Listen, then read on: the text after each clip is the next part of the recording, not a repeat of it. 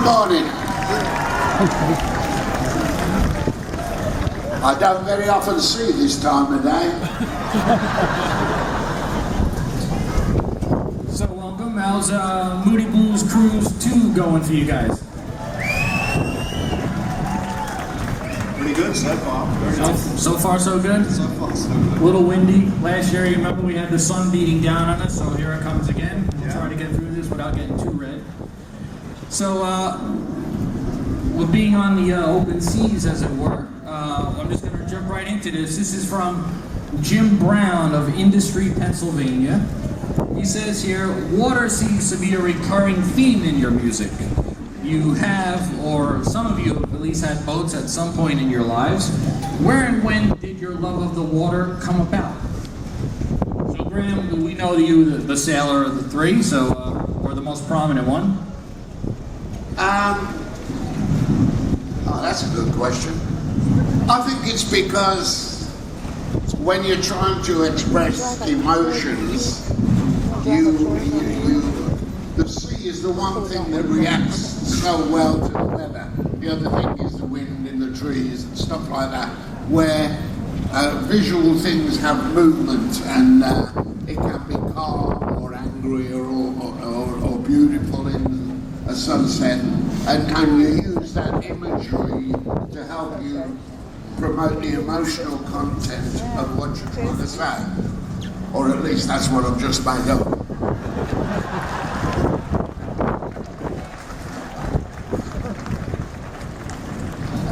Justin or John, you want to chime in on that one?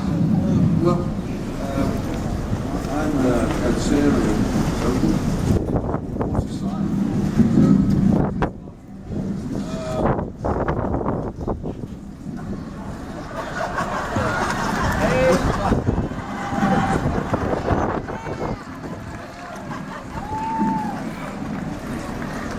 I'll get you a job in South Africa.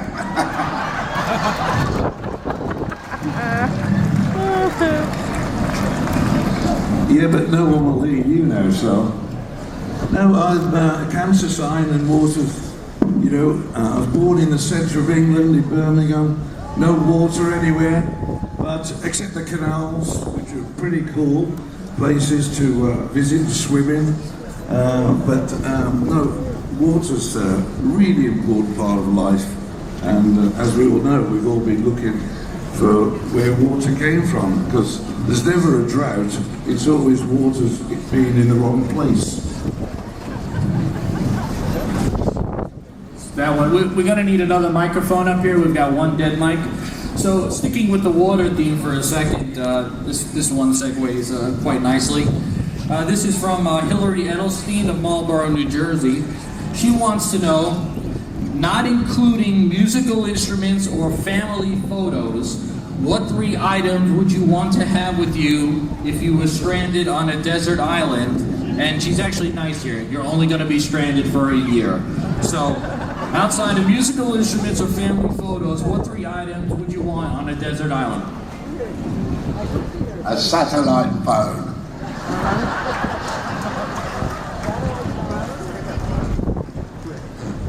Internet connection. Justin? I think I'd have my D28 Martin if I was going to be there for a year. And what the hell else? A library full of books, I suppose. I'm not sure. I'm not sure of the question. Do I have to take the family with me?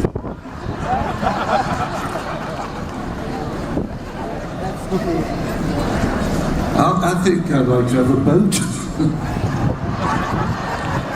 But you get a lot more information at the beginning. And I suppose Candle of Life is pretty much like that. Yeah, as John said, we did burn the candle of life at both ends. Unfortunately, I've only got the wick left.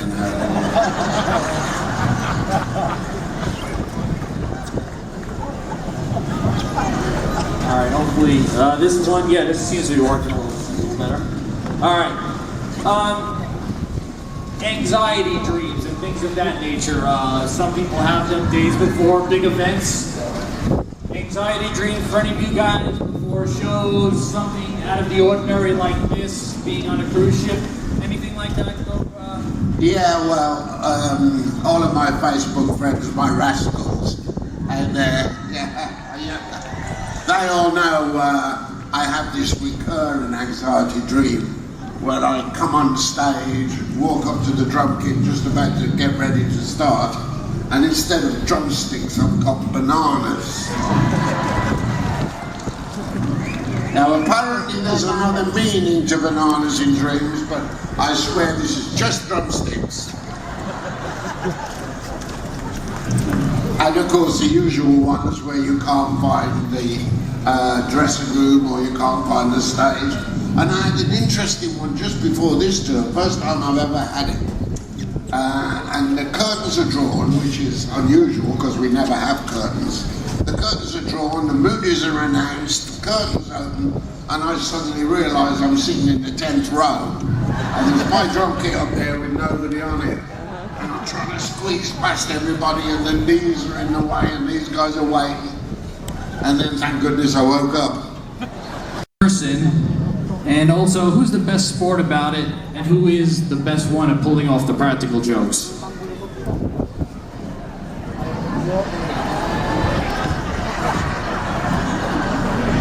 We haven't, we did in the beginning, but we haven't done that for many, many years because of the problem with it escalating. And, you know, it gets more and more intrusive, if you like, and you suddenly realise there's only one place this is going to end, or two places. One, we quit now, or two, you know, it gets too ridiculous. So I don't think we've done any practical joking for like 30 years. All right, well, we'll move from joke. Justin, I've got a quick one here for you. In an interview once, you were quoted as saying that you like to sit up in the front of the bus while touring America and watching America go by. Are there any places you've seen in passing that you just wanted to go back to explore further on your own, and have you ever done that? You know what, that's, I do like it, yeah, because it's such a great country to go across by bus or to travel by bus. Everything is set up for the person who wants to do that. One of the most amazing roads, though, that we travelled a few years ago was that, I'm not sure what it's called, people will know here, I'm sure, but it's the highway that goes right across Canada, all the way to Vancouver. One big straight road. And you pass a lot of trucks that are never meant to turn round. They can only go and bring the loads or the number of trailers they've got to one end, and then unhitch it and go back to the other end of the trailer and go back again. You can't turn the whole thing round. But that was an amazing road. And like I said, it's a great sort of continent to travel by bus. And we were on a plane for so many years, getting in and out of buses and things like that. But getting in and out of minivans and going to the gigs. But I really enjoy the bus tours that we've been doing now, very much. And then sticking with that theme, places. I mean, you've played all over the world. You are truly a global band. On the wish list, places left to play, or if not to play, then places to visit on your own personal time.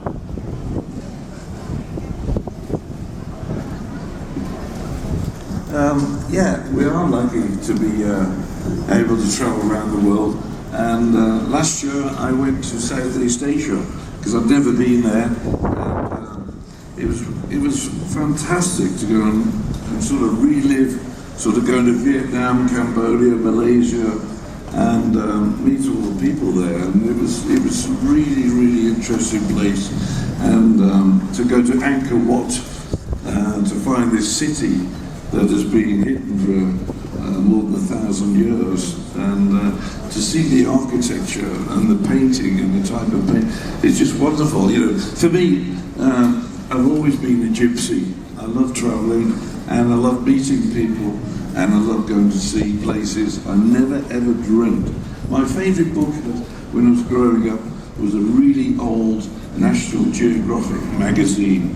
It had all these exotic places, and I thought, one day I'm going to go see those places. And here we are, in the Caribbean. Wonderful. And so wherever I am, you've got to take your heart with you. Take it with you, take it with you. Be cool, be happy, be bright. Keep smiling.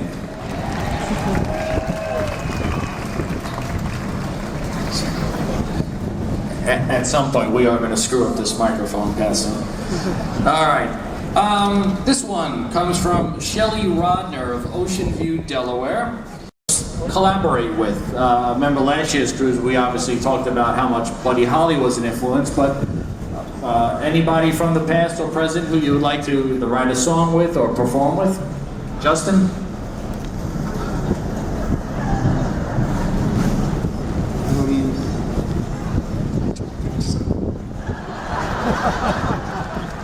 Just doing my own stuff.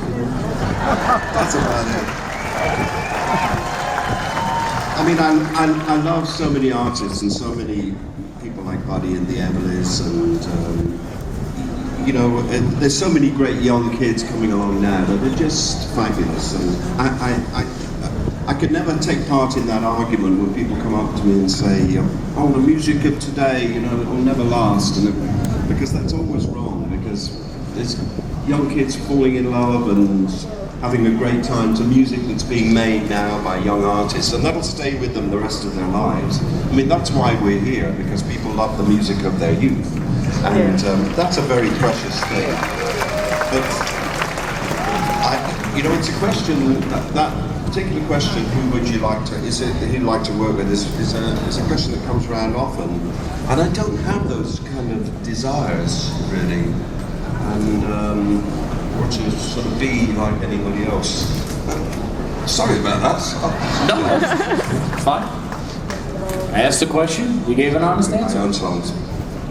A little hotel there, and on the Grand Canal, and there was a karaoke machine in the bar, and you kind of know what's coming, don't you? But there's a karaoke machine in the bar, and there was a Norwegian chap and his wife that were kind of in charge of the book every night. You know, there's a karaoke book, and they were sort of the bosses of the whole thing. They were only on holiday like I was, but I was sitting next to them having a drink in the bar, and the guy said, "Oh look," he said, "My Funny Valentine," and his wife said, "Yes, but look next to it, Knights in White Satin. I love that Knights in White Satin." So. So I leaned over and I said, "Okay," I said to this Norwegian guy, "If you do Knights in White Satin, I'll do My Funny Valentine."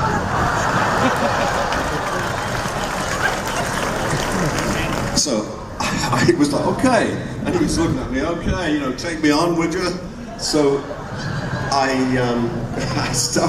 did My Funny Valentine, and I thought I did it rather well. But it doesn't have a big finish. It just each day is Valentine's Day. That's about the reception my verse got. Each day is Valentine's Day.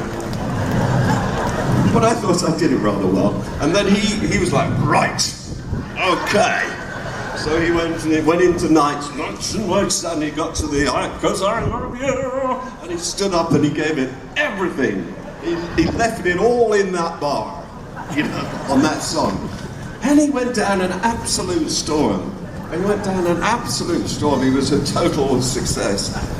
And I thought, well, you can't say anything. There's no point in saying. He wouldn't have believed me anyway. Those things happen. I was very pleased with him. I was very pleased with him. It would have been awful if it had died. The most persuasive because he had a boat, and when the studios were closing down, they all had boats, and Decca gave them a Decca radios, a radar system, which was very valuable. But I didn't have a boat. I said to Hugh Mendel, our executive producer, huge model, we used to call him Hugh Mendel, and I said that, you know, I haven't got a boat. Just anything. He said, well, what would you like? What would you like, dear boy? I said, that Steinway. Okay. Just get the boys in to take it, and I've still got the Steinway ground. Very good. It's a beautiful piano. Thank you, Decca. I didn't want a Decca radar anyway.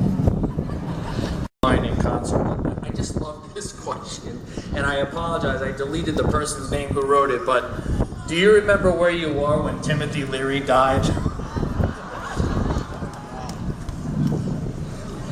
We were in a studio in New York. We were recording a song called "This Is the Moment" for the World Cup in 2000, around 1998. Whatever the year was, but we were recording that song. Probably wasn't in the same year as the World Cup. And we got the news at the studio. And we actually spoke to Tim Leary just before from the studio, and he did say to Ray, "You made me more famous than I am." So that was a nice tribute for Ray. And then the producer said, after we got the news, it was very sad, but it wasn't unexpected, I don't think, at the time. But and then the producer said, "Hey, why don't you guys do like Timothy Leary lives?" I don't think so. Terribly bad taste. All right, well, that makes a good segue. Somebody else asked a question here. Is there any song that you would like to do a part 2 to, a sequel, if you will? And does it ever come up? Anything you've ever given thought to?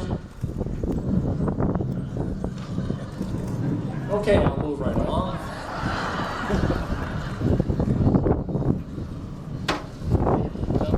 Okay. All right.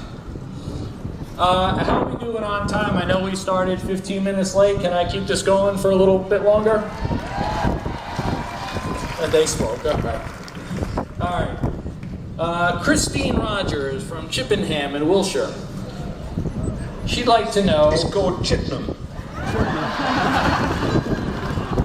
But you're allowed to say Chippenham. That's too much. You've got to respect it. Chippenham? Chippenham. Chippenham? Oh, never mind. I said Chippenham is fine for you. Okay, well, she's from... Thames, Chippenham, whatever you want. All right, Thames, I know. You should start off with tomatoes. Go from there. Well, actually, I'm going to put this question to myself now. If you could be made the invisible man for a day, which is what I like to become right now, how would you spend that day? If you could be made invisible for one day, what would you do? How would you spend it?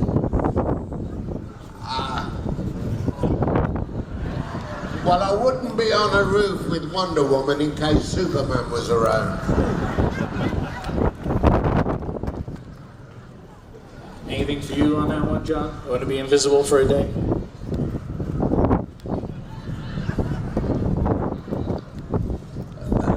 Right this second in time.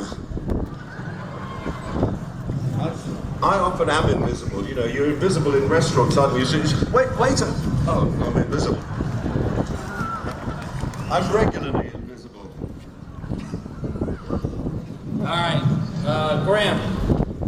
Here we go. This is this comes from the West Midlands. Christine Weber. Now, I don't expect you to remember this particular story, but you may be able to follow along what she's saying here. All right, she says here, I have never forgotten a charming little incident at one of your concerts at the NEC in Birmingham many years ago. As the occupants of the 2 seats in front of us were about to take their seats, the gentleman took the handkerchief from his breast pocket, lay it on the seat for his lady to sit on. Does anything, since you have the best seat in the house, do you ever see anything at your concerts that still takes you by surprise? All the time. And in fact, last night as I'm walking on A lot of you guys had decided you were going to wear white, and I thought I'd surprise you when I was all in white as well. Thank you.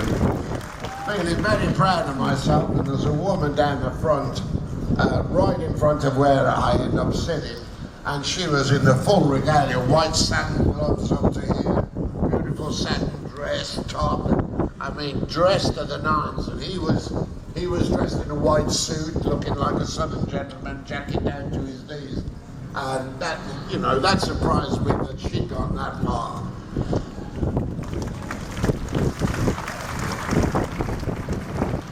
And for the two of you up front, have you ever gotten distracted by anybody in your concert where it has made you zone out for a second or forget where you are in a song?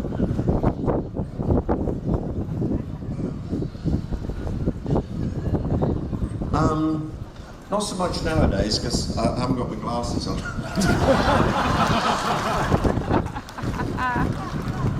I can see the people at the back now, but there was one incident where we played this gig, and it was, I'm sure you've heard this story before, and I'm not sure whether it's funny now or not, because it's politically incorrect now. But we obviously used to get a lot of drugs thrown up on stage, and that was very nice. And just stuff. There's a lot of stuff thrown.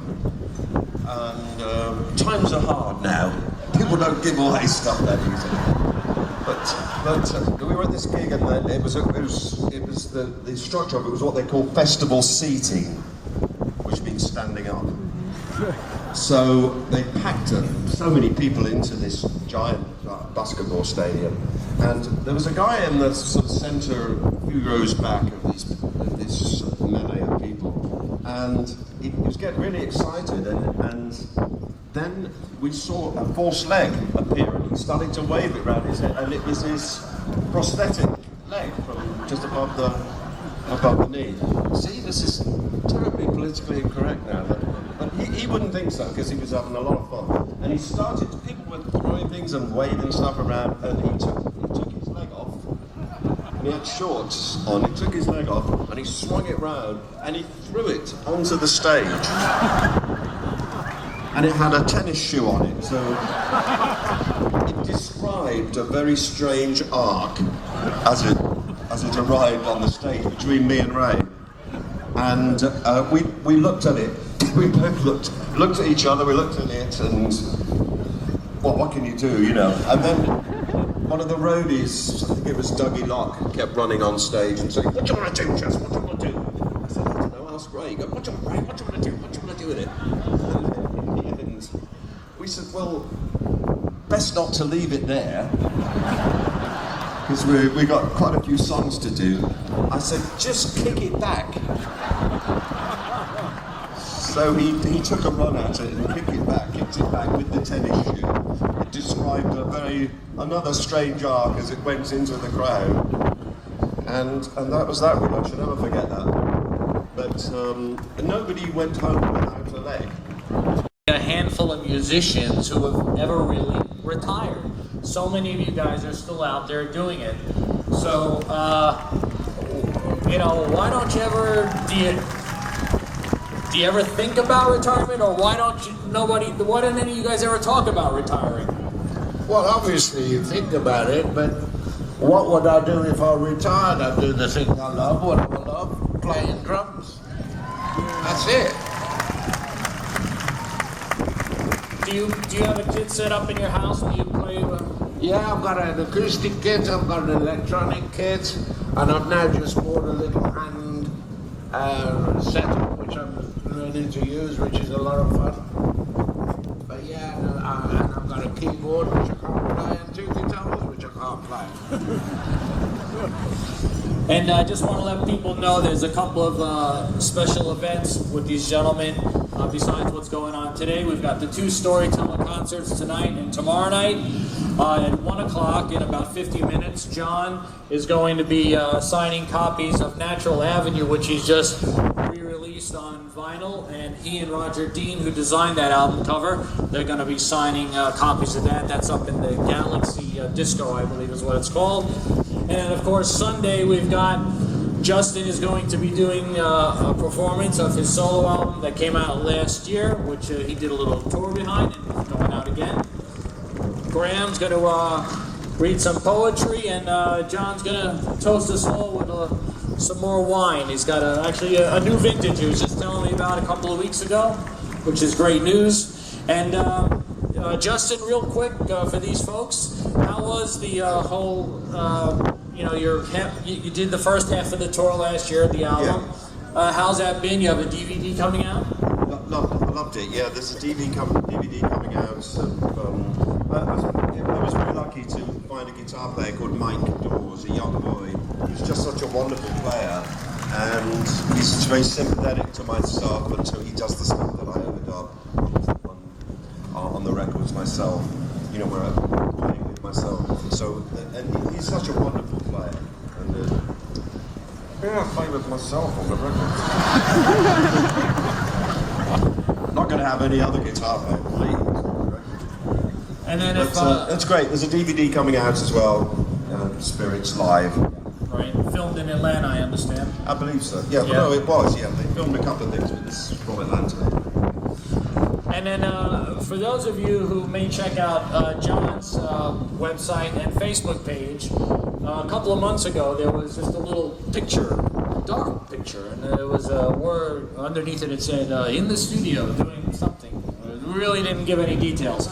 So I was with John just a couple of weeks ago when they kicked off the tour in Morristown, New Jersey, so I said, what do you got going on? So they made it public to me because, as you know, I'm a reporter for hundreds of radio stations, so why don't you tell these folks? Yeah, I just want to write and record some new songs and get out there and play the music. And you talk about retirement, retirement is not an option.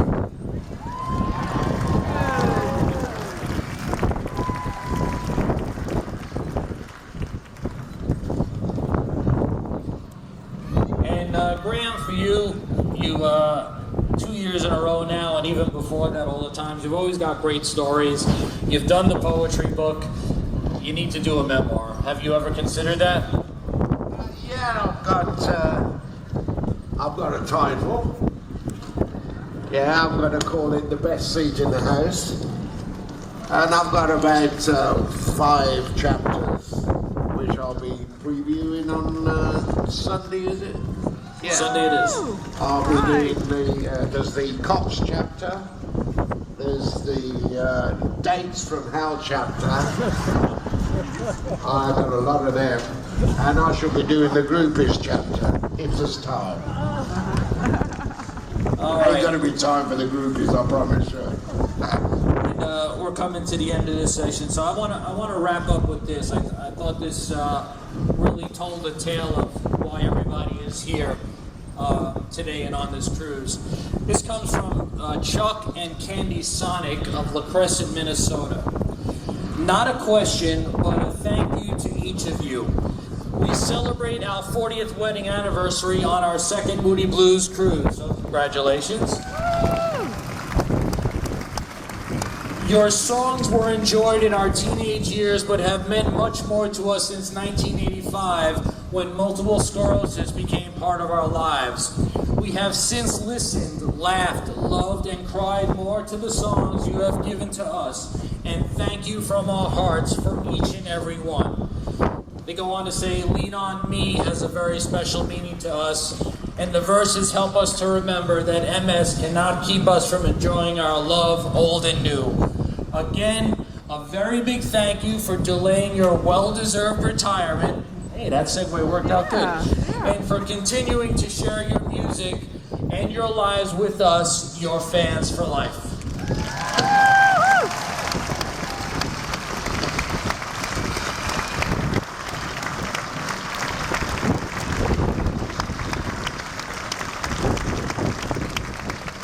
So there you have it. You're free to go.